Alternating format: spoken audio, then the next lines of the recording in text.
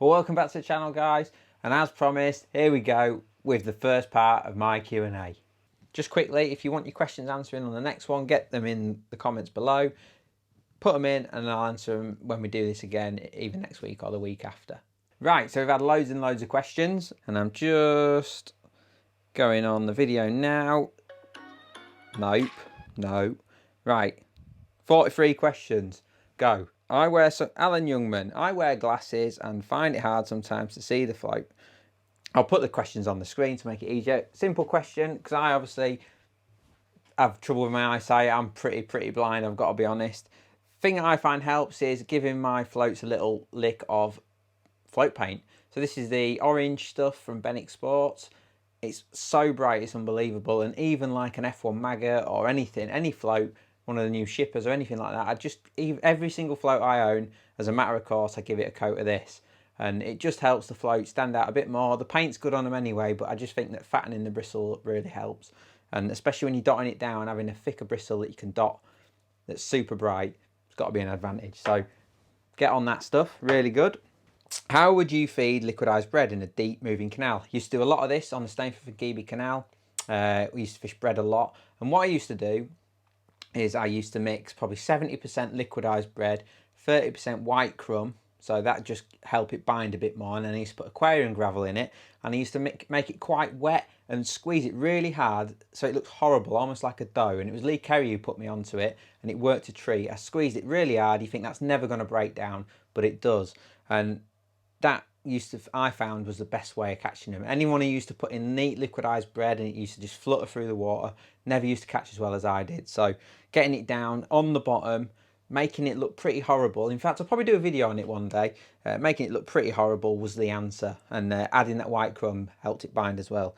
When method feeder fishing, if you ever need to give line off the clip, is there a knot you can put on the line so you're back in the same spot? Yes, Andy Findlay did this in his, I think it was a method feeder masterclass video we did for the DVD the other year, and he puts a little stop knot behind his line clip. Very easy to do. Basically lay a loop of line next to your main line, whip it round, whip one of the tags around, and then back through the loop, and then pull it down like a slider knot.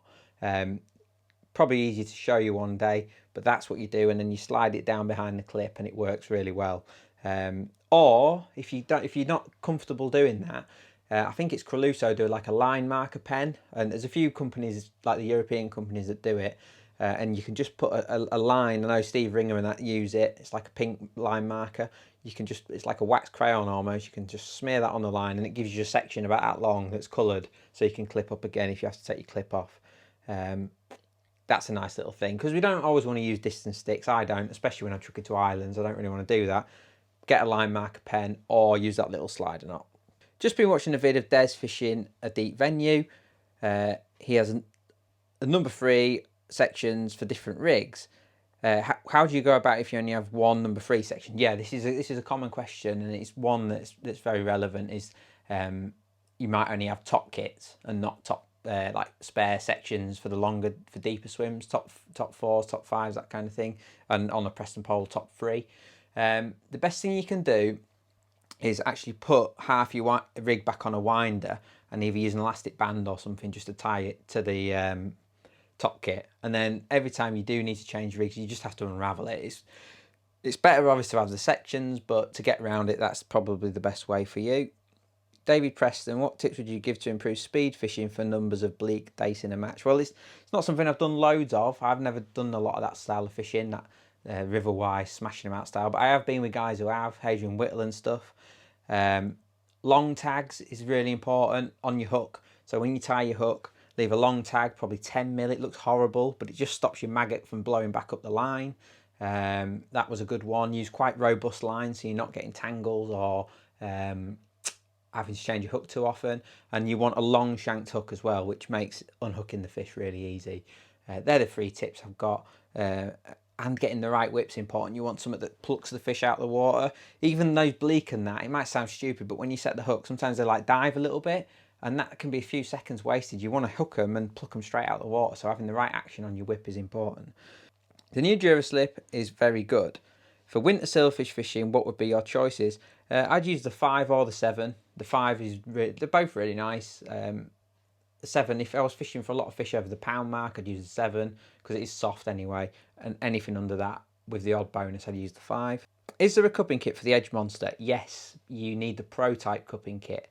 That's that one. Pro Type cupping kit is what you need. Mike Smith. Hi Joe, fluorocarbon or mono for feeder hook lengths? Does it vary according to what you're fishing? I do like fluorocarbon, I've got to say, but Lee Kerry showed, I used to use it because it didn't tangle more than the fact that it's invisible in water. So Lee Kerry showed me something that changed how I do everything now, and I use a thick length of 017 or 019 reflow power, and then have a short section water knotted to it of the finer line. So essentially, if I've got a 50 centimetre hook length, I'll have 35 centimetres of stiff line, 017 or 019, and then I'll have a short section, like say water knotted to it, of 010, 012, with my hook attached to it. So I've got the thick line to stop tangles and get a nice slow fall, but I've got the thin line at the business end where it matters. So I found that works really well. All you need to do is a free turn water knot to attach the two together, and it's a really nice little neat setup, and it's done Lee proud, and ever since I've done it, don't get tangles anymore. Richard Webb, when using a bait up rod for bream, would you clip up slightly shorter than the actual feeder rod? Yeah, something I've thought about this quite a lot actually. So what Richard's asking is, when you're feeding with your feeding rod, should that be shorter than your actual fishing rod? Joey's out for me on that one, because there's two schools of thought. Do you want your fishing rod going through the bait and potentially spooking fish that are quite comfortable?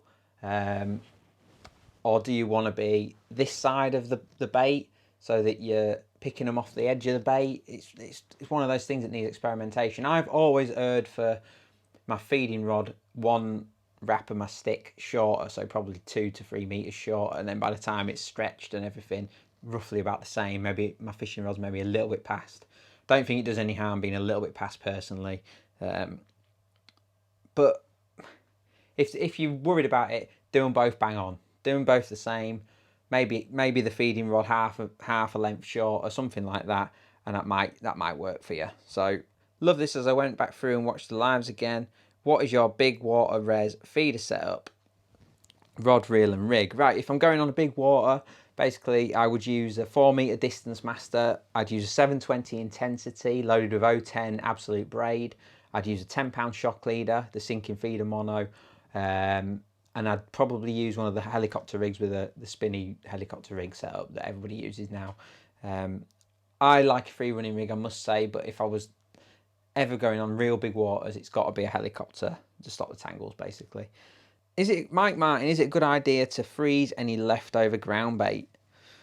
I've never frozen ground bait purely because I haven't got the space in my freezer. I would have no qualms using it, as long as it wasn't a really hot day when I'd mixed it up and it had been sat out all day in the sun and all that. But if it was a relatively cold day and the ground bait had stayed pretty fresh throughout the day, then no problem throwing it in the freezer. You could use it for pleasure fishing, you could use it for margin fishing. There's all sorts of uses for leftover ground bait. So I think, yeah, go for it. If I was fishing a match, I'd probably mix up fresh on the day. But for practice sessions, pleasure sessions, hurrying it in down the edge later on in the match, then I would happily use frozen ground bait. And it probably is nice and inert after being frozen. Gareth Evans, when whip fishing at Tamar, do you still use the same F1 mix or would you use a more natural roachy mix? I have a trip booked next year. The roach there love fish meal, so you could definitely use, black roach and black river or something like that, and that would work a treat. But I would be tempted to go with F1 and something sticky like sweet skimmer or black bream. So you're getting a bit of fish meal content with the F1, but you're also getting a sticky natural ground bait to get it down to the bottom when throwing it regular balls. So best of both there. Probably F1 dark and black bream would do you really proud for that. Mark Smith, do you know if Tyson tips are coming back in stock? They're coming in all the time. If you can't get hold of Tyson tips, get the Ignition tips. They fit the same. They're better tips. They're much stronger. So get the Ignition tips, and we normally have a load of them in stock. Alan Jones, how often do you change your elastic and the line on your reels? Elastic wise, I just change them as and when I feel a need to. I don't do that much fishing at the moment, as we know, young family and stuff. So my elastics last forever. I probably get a year out of my Dura slips as it is at the moment.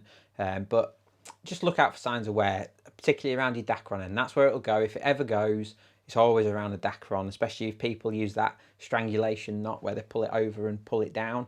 That damages elastics really quickly. So just keep an eye on it at that end and you'll be fine. But as a general guide, every sort of 3 to 4 months, depending on how often you're fishing. Line wise, again, just look for wear and tear. I've got some £6 sinking feeder mono on my reels that's been on there since the dawn of time.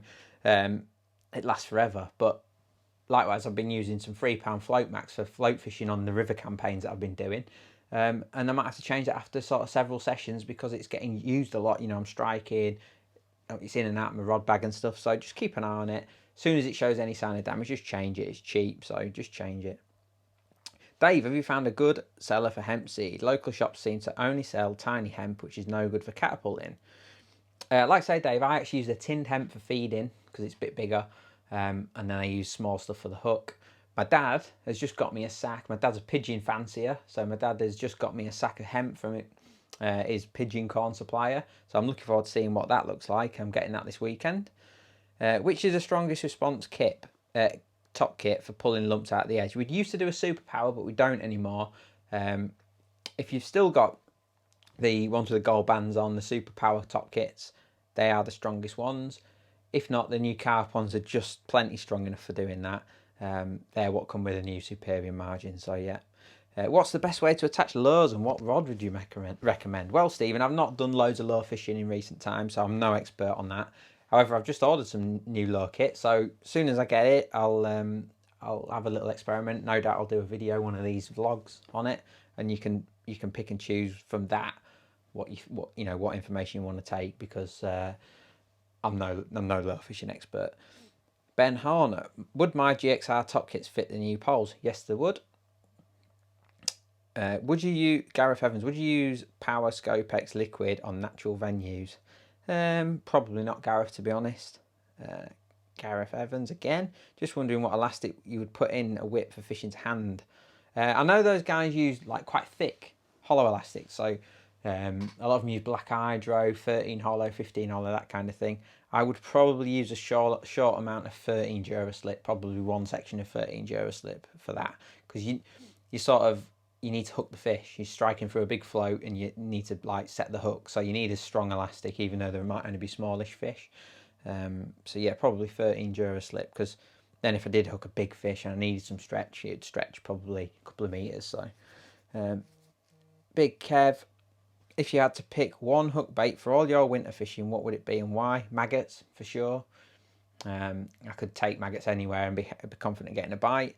Even if I have to fish it on a bomb, I could put like 3 or 4 in a band or something and chuck it around for carp. I could use a single maggot for F1s and roach and stuff. Use it on the river. Yeah, definitely maggots. What's your biggest catch of fish and from where? Your best red letter day. This is from Fishing Sammy Style. My biggest catch of fish was £299 stingy scalesman at the Glebe. Never been on one of them super bagging waters yet. But yeah, £299 from the Glebe on Castor Shallow. So that was a good day. My best red letter day though was probably that day at Thurston where I caught all those great big carp on the feeder and on one of my blogs that I did on here. That was an awesome day, and to capture it on film, just unbelievable. John Shaw, do you buy your hemp pre-cooked or cook it yourself? If you do it yourself, do you save the water to use after mixing? Yeah, I do actually put my hemp water in the ground bait, just something I've always done. Like I say, I do use tinned hemp. Obviously, I'm with Sonu, so you know I get my tinned hemp, but it's good stuff anyway. But I do like to cook it as well. I don't like to take the mick out of the people at work and send orders in for tins of hemp all the time. So I'll tend to get a tray of hemp here and there, and then like my dad's bringing me a sack of hemp down, and I'll cook that up as well. So a bit of both. I'm not fussy, and I cook it in a flask. I don't like cooking at home because it stinks the kitchen out. I cook it in a flask, small batches in a flask. Do you plan to bring out the new natural pole floats in ready rigs? Yes, that'll be probably next year. The ready rigs will come out. Catapults are doing my head in. Basically consists of 3 elements, but getting all 3 right is difficult and expensive. Any advice on best frame, elastic and pouch for pole and waggler up to... Catapults are really personal because what's right for me is probably not right for you. I just use the the Preston Match Catapult with black elastic, the stronger one. It's just a brilliant catapult, that is. It never lets me down. But Lee Kerry, for instance, uses the pellet one with a blue cup. So it's personal preference, really. But that one for me just does the job nicely. Dean Bayliss. Nice one, Dean. He's always hanging about watching our videos, so really appreciate your support, Dean. I've got an Angling Trust silverfish match at Barston in January. I know you had loads of success there fishing for silvers. If you would change the ground bait mix to F1 Dark and Thatchers, or would you use the same mix? Right, Barston's a funny one. I'd use the same mix. If no bloodworms allowed, I would be potting in Dean at 14 metres. I'd fish 2 spots at 14 metres, or as long as you can fish. I'd fish left and right, feeding tiny little balls, just like I did on that Shearsby Valley video that you mentioned. Small balls with an odd pinky, an odd dead maggot in, and I'd rotate and I'd just kinder pop maggots over the top. I'd chuck a feeder as well, and what I would do personally, I'd put in 3 or 4 feederfuls, like a decent sized feeder, with loose ground bait in, scatter them about a bit, and then I'd fish a maggot feeder over the top. For some reason, the maggot feeder works really well there, and especially for those bigger bream. Now all those little kiddie ones are in there, the maggot feeder just seems to score. I've had loads of success there on maggot feeder. I probably wouldn't fish soft pellets in January. I could be wrong, but I think keeping it simple, maggots, and then a maggot feeder would work really well. And the good thing about the maggot feeder is you tend to catch those bigger ones, and you catch an odd F1 as well on it. Do you ever go through the effort of hair rigging hemp with cotton? I've never done it, but it's something I'm going to go to March next month on my first ever match at March on the Old Neen. So it's something I'm definitely looking into if the fishing improves. Yeah, I probably will try that hemp with cotton that Bob Nudd mentioned. Any tips if I start struggling for silvers in winter? Sometimes the venues switch off. It's really cold at the minute and the venues might switch off. Just keep it tight, keep it frugal. And if it isn't working, keeping it frugal with a bait, roll the dice a bit and maybe loose feed casters quite aggressively, or put a large bit of bait in. Tell you what works really well as well is fishing neat worms. It's something Des showed me, and I mean, like, putting neat worms in your ground bait and just fishing a worm head over the top. That can work really well. I've had a lot of success on that. Don't put anything else in your ground bait, just worms, no casters, no pinkies, nothing. That can work really well. When will the Preston Dacron connectors be back in shop? We've got new Dacrons in the pipeline, so there's a bit of a changeover period happening at the minute with the old Dacrons. So some shops will have them, and then hopefully we'll be launching the new ones early part of next year, hopefully. So that might be why you can't find any. What's my favourite venue? Oh God, that changes all the time. Don't know really on that one. Favourite venue? Like I say, it changes all the time. At the minute, it's probably the Ringstead complex at Ringstead on the Neen and stuff. But I used to like the Steynie. The Steynie was probably my favourite venue. I don't get to fish there anymore. Can you recommend a good ground bait mix for winter silvers? I assume you mean commercials. If so, you can't go wrong with F1 Dark and Thatchers. Probably 2/3 F1 Dark, 1/3 Thatchers. Can't go wrong with that. How would you feed hard pellets on the pole in winter? I probably wouldn't fish hard pellets on the pole in winter. I'd wait for March, April time to start really fishing them again. I'd fish corn, maggots, maybe bread more in the winter. How the hell do you get carp to stop storming up and down the lake on light elastics? I want to drop to lighter elastics, but I just go back to a 14 and 16 and bump more. Frustrating. Depends what you're fishing for. 13 Duraslips should be ample in the winter, and 11. Just let them run. Keep your pole low. Don't try not to go too heavy. It's a bit of a tricky one. A lot of the time, if they are storming about, they could be foul up, so it might be something more presentation related rather than your elastic being wrong. That's just something to bear in mind. Have I caught any barbel yet? No, not even seen any on the Neen. It's been a long summer that has been trying to find them. I've walked the Neen, God knows how many times trying to find some barbel. Not even got close. Just a couple more. Superior tips coming back in stock. So I've bought the rod and had a bit of bad luck and broke the 1 and 1.5. I want to replace them. I'm pretty sure we've got them in stock. I'm sure we got some the other week, or I might have got one the other week. Speak to Tackle Shop. What I will do, I will find out and let you know anyway. I'll probably comment on this, on your question. I'll find out if they're in stock. But they're normally in stock. We carry a large stock of tips and stuff, so hopefully you've got them. Hi Joe, is double reel handle any better than a single? I don't like double handles, I've got to be honest. I don't like them at all, but some people love them. I know Deadshit likes them for float fishing and stuff like that, so it's personal preference. Some people say that when you float fishing, you can leave the back wind off and they won't spin backwards. Kind of get that, but for me, I just don't. I think they get in the way more than anything. What hooks are best for winter silvers? Currently using Gamma Blacks. Gamma Blacks are good hooks, got to say. If it's positive silverfish fishing, I will use an SFL, but they're quite strong. And if these beauties come into play for me when times get hard, the old Preston 412s, what a hook these are. I've caught so many fish on these over the years. Wish we could redo them in a new PTFE version, to be amazing. But yeah, they're my favourite hooks, PR412s. Last question, James wants to know, when would I stop fishing paste and why? I stopped fishing paste a while ago. Probably, when would I stop fishing paste? Mid-September to late September. As soon as the water gets any sort of chill to it, they just won't have it the same. It's a warm weather bait. The fish want a big mouthful.